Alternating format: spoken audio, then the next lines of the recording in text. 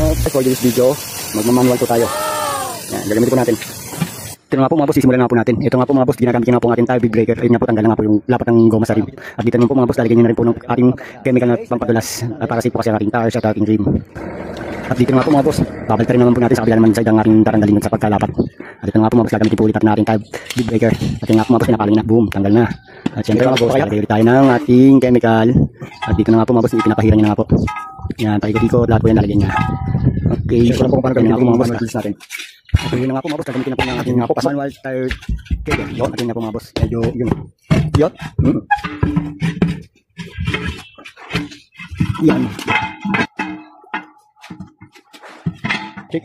Yun, dali. Ayun na nga po. Tigas pa rin. Tigas talaga yung gulong natin na yun. Ayun o.